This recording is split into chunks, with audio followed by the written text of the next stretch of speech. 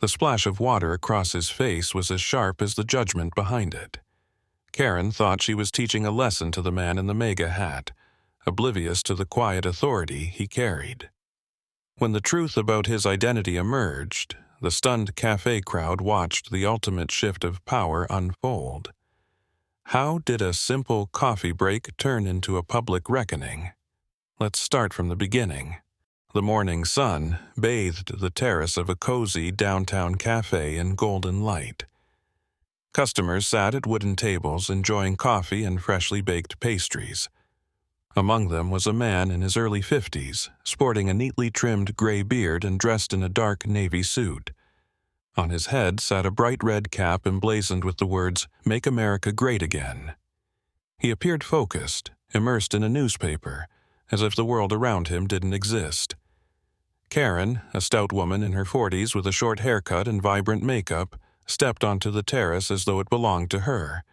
She wore a bright pink blouse, tight jeans, and clutched a latte in one hand.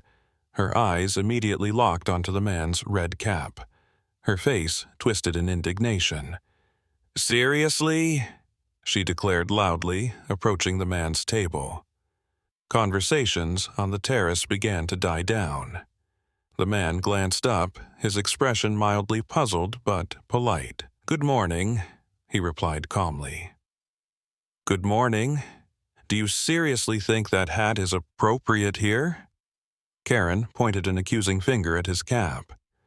The man lowered his newspaper and looked at her with mild surprise. "It's just a hat," he said, his voice steady and composed. "Just a hat?" Karen stepped back as though personally offended. "That hat is a symbol of division and hatred. People like you disgrace this country." The man didn't respond immediately. He simply sipped his coffee and returned his attention to the newspaper. His lack of reaction seemed to fuel Karen's outrage. Feeling that her words had little effect, Karen decided to escalate the situation. She turned to address the other patrons. "Does anyone else agree that this man's presence is ruining the atmosphere? This is a family-friendly cafe. We must uphold our values." A few customers glanced at each other uneasily, while others pretended not to notice. Someone in the corner discreetly began recording the scene on their phone. The man sighed, placed his cup down on its saucer, and spoke calmly. "Ma'am, I don't know you, but please, stop. I'm just trying to enjoy my coffee." Karen ignored his plea. With a flourish, she grabbed her glass of water from the table and, without hesitation, flung its contents into his face. The terrace fell silent. The man closed his eyes briefly, wiped his face with a handkerchief, and said evenly, "This is too much." At that moment, the cafe manager, a middle-aged man with a worried expression, stepped outside. "What's going on here?" he asked, looking from Karen to the man. "This man is provoking everyone with that hat," Karen shouted, pointing at him. "I'm just protecting the community." The manager turned to the man, then back to Karen. "Sir, are you okay?" he asked with genuine concern. The man nodded. "Yes, thank you. But I think it's time to clarify a few things." Reaching into his pocket, he pulled out an official-looking ID and held it up for everyone to see. The words, "Supreme Court Justice James Wilson," were printed in bold letters. Karen froze, as though struck by lightning. The manager gasped, and the patrons began whispering among themselves. "I didn't want to make a scene," the judge said, dabbing his face with the handkerchief. "But ma'am, your actions are entirely out of line." Karen stammered, I didn't know who you were. I thought—" "And does that make your behavior acceptable?" The judge interrupted, his voice calm but firm. "You allowed your prejudices to dictate your actions without considering the consequences." By this point, police officers, called by a cafe staff member, arrived on the scene. Stepping out of their patrol car, they immediately recognized Judge Wilson and stood at attention.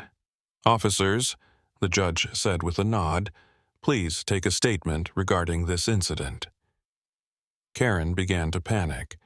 "Please, I didn't know. It was a mistake." The judge sighed. "Mistakes happen, but you must face the consequences of your actions. Let this serve as a lesson." The officers approached Karen and requested her identification.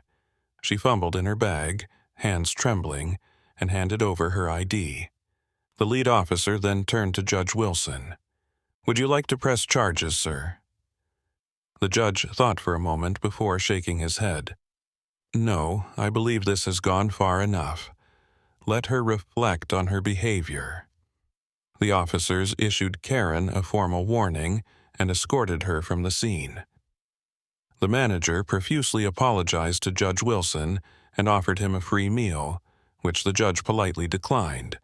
"Just remind your staff," he said, "that every customer deserves respect, no matter their appearance or beliefs."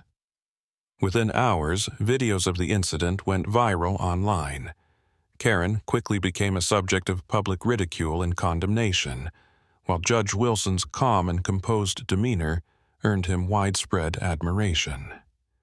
The cafe, now a symbol of tolerance, installed a plaque that read, "Every customer deserves respect."